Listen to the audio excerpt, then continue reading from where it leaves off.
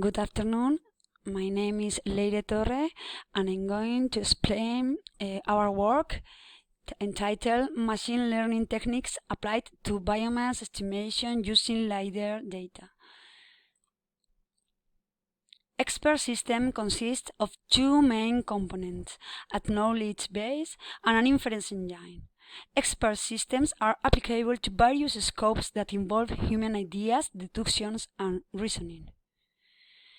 On the other hand, light detection and ranging, its acronym is LiDAR, is a standard tool for the high-speed collection of accurate and dense topographic data, able to retrieve surface elevation measurements at high spatial resolutions, even in rough terrains and heavily forested areas. Combining both these tools, we are able to predict and estimate variables of very different scopes, such as biomass in this case. Which one is the basis of the LiDAR? Okay, this technology is based on the emission of pulses by an infrared laser sensor emitting pulses and recording of the echoes returning to the sensor after being reflected by ground surfaces. The round-trip time of each emitted pulse is measured. The distance to the ground surface is computed taking into account the speed of light. As you can see here, the sensor here is mounted in an aircraft, and a GPS and an IMU are also mounted there. There is a GPS ground station to make the calibration of the data. The objective of this study is to applicate machine learning-based predictive systems for the extraction of biomass information from LiDAR data for the Pinus radiata species in the Arratia-Nervión region, located in Vizcaya province, north of Spain. We use public data gathered from the low-density 0.5 pulse per square meter LiDAR flight conducted by the Basque government in 2020 for cartographic production.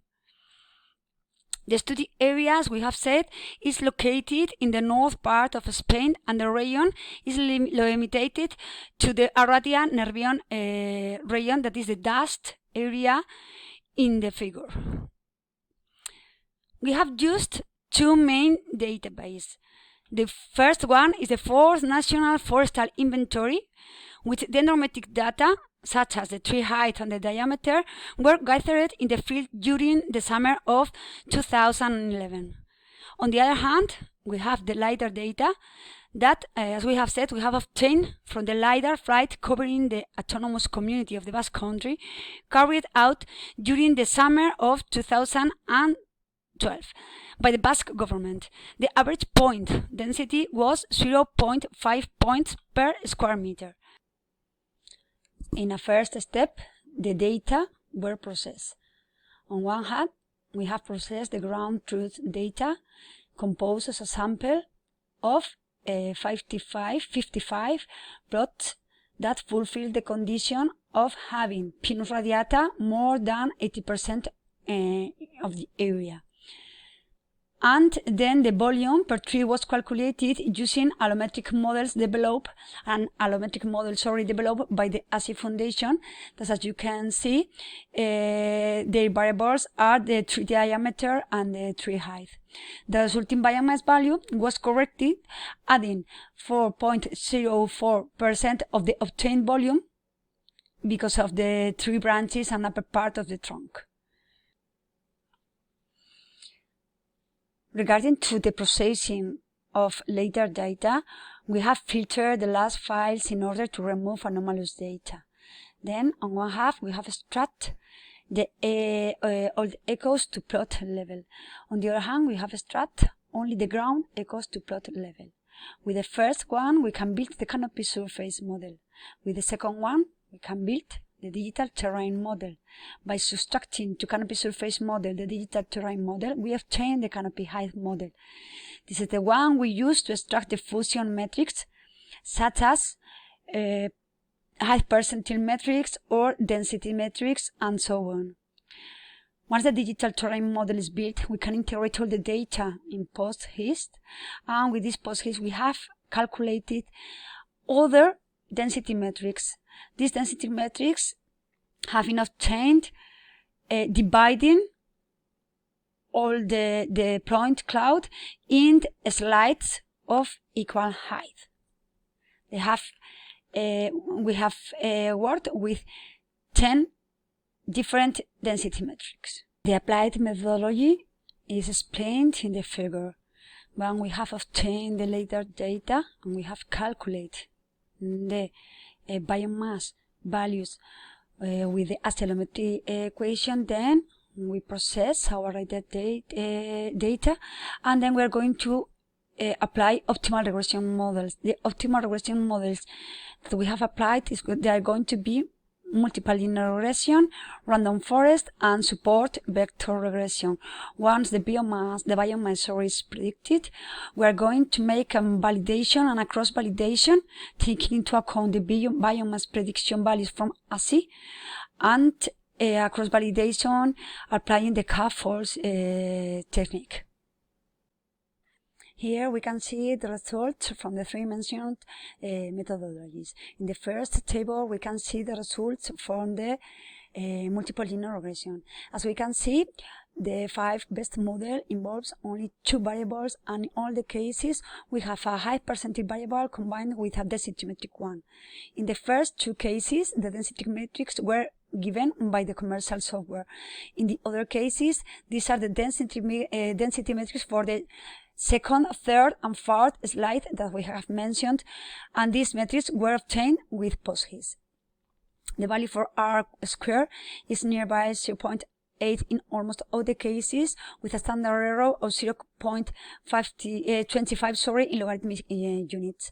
All the models fulfill the conditions, all the multiple linear regressions, as we can see for the Shapiro Wilkinson test, Roach-Pagan, Darwin-Watson, variation inflection factor, reset test, and Bonferroni. Only in this case we have located some anomalous values. In the random forest case, we can see that the number of independent trees was set to 500, and the number of variables randomly set as candidates at its split was set to 2. In this case, the standard error was nearby 0.29, but the value of the R square is lower than for the MLR. In the case of the supported vector regressions, we have set the regularization parameter C to 1 and sigma, that is a scale parameter of the radial basis function, to 0.01 or 0.02. The standard error is higher than in other cases, and the R values are lower.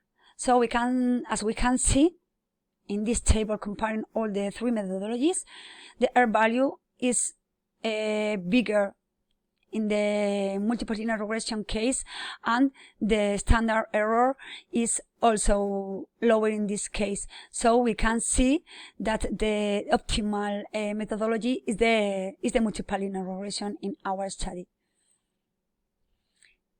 One, we have chosen the very best methodology to apply. We have developed the model taking into account the 25% of the height and one of the density metrics obtained by PostGIS.